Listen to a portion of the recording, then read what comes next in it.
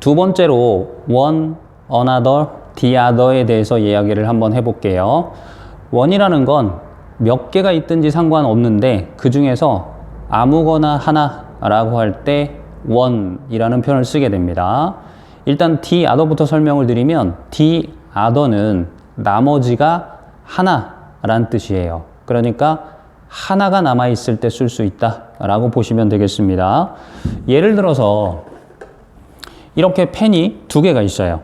그러면 아무거나 하나 뽑아보세요 라고 제가 여러분한테 얘기를 하면 어떤 걸 선택하실 건가요? 마음대로 선택하시면 됩니다. 제 보기에 오른쪽에 있는 걸 선택하실 수도 있고 왼쪽에 있는 걸 선택하실 수도 있죠. 자, 그러면 여러분이 오른쪽에 있는 걸 선택했다고 가정해 볼게요. 그러면 아무거나 하나, 얘가 바로 그거죠. 그러면 남은 게 몇 개인가요? 하나가 남죠. 아까 나머지 하나가 뭐가 된다? the other가 된다. 아무거나 하나 뽑은 건 one이 된다. 이렇게 기억을 해두시면 되겠습니다. 자, 그러면 개수에 상관이 없지만 이해하기 편하도록 일단 두 개가 있다라고 생각을 해볼게요. 둘 중에 아무거나 하나, 자, 임의로 선택을 하시면 됩니다. 왼쪽 거, 오른쪽 거 아무거나 상관없어요. 자, 저는 그냥 오른쪽 걸 선택을 했습니다. 그럼 둘 중에 하나가 빠졌으니까 몇 개가 남죠? 하나가 남죠. 남은 게 하나일 때 쓸 수 있는 표현이 바로 the other가 되겠습니다.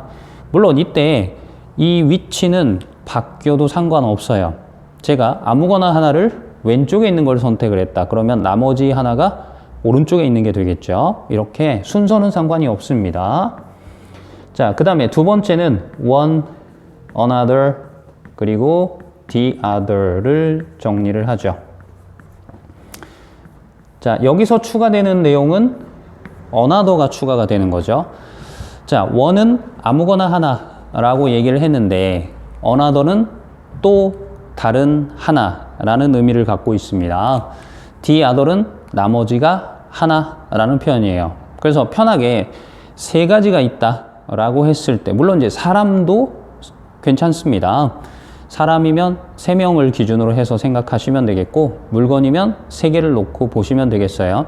자, 아무거나 하나 뽑아보세요. 그러면 제가 가운데 있는 걸 뽑았습니다. 그러면 이게 아무거나 하나가 되겠죠. 그 다음에 하나를 더 뽑고 싶어요. 그러면 하나를 더, 그게 또 다른 하나가 됩니다. 그래서 오른쪽에 있는 걸 뽑으면 요게 또 다른 하나가 되겠죠. 잘 보이시죠? 자, 근데 여기서 주의할 사항이 있어요. 또 다른 하나는 몇 개죠? 그렇죠? 하나입니다. 그래서 이걸 오해를 하시는 분들이 있어요. 또 하나라고 했더니 1 플러스 1인가? 그래서 2개인가? 라고 생각을 하시는 분들이 있는데 아닙니다. 처음에 뽑은 건 아무거나 하나고요. 두 번째 뽑은 건 또 하나. 결국 개수는 하나다라고 알아두시면 되겠습니다. 그 다음에 여기서 한 가지 더 알아두셔야 될 게, 제가 여러분한테 시작하자마자 또 하나만 뽑아보세요 이렇게 얘기를 하면 어리둥절이죠. 이해가 잘 안 되죠. 아니, 어떻게 처음부터 또 하나를 뽑지? 그 순서가 중요하다는 얘기죠. 그래서 처음에는 아무거나 하나를 뽑아야 돼요. 그 다음에 하나를 더 뽑고 싶을 때는 또 다른 하나를 뽑는 게 맞습니다. 그래서 순서는 아무거나 하나가 먼저 나와야 되고 그 다음에 또 하나가 나오는 거죠. 그러면 몇 개가 남죠? 나머지가 하나죠. 그러면 the other이 되겠습니다. 자, 그래서 one, 가운데 있는 걸 아무거나 하나 뽑아보면 또 하나를 뽑아라. 그러면 왼쪽 거를 한번 또 다른 하나로 뽑아볼까요? 순서는 상관없다고 아까도 말씀을 드렸습니다. 그러면 남은 게 하나, 그래서 마지막 게 the other가 된다라고 정리를 해두시면 되겠습니다. 자, 그 다음에 세 번째는요, some과 others, 그리고 the others. others와 the others는 우리가 우리나라 말로 하면 둘 다 똑같이 나머지라고 해석이 되기 때문에 얼핏 들으면 똑같은데? 그래서 헷갈려 라고 생각하실 수가 있는데, 그러신 분들은 설명을 잘 들어보시면 되겠습니다.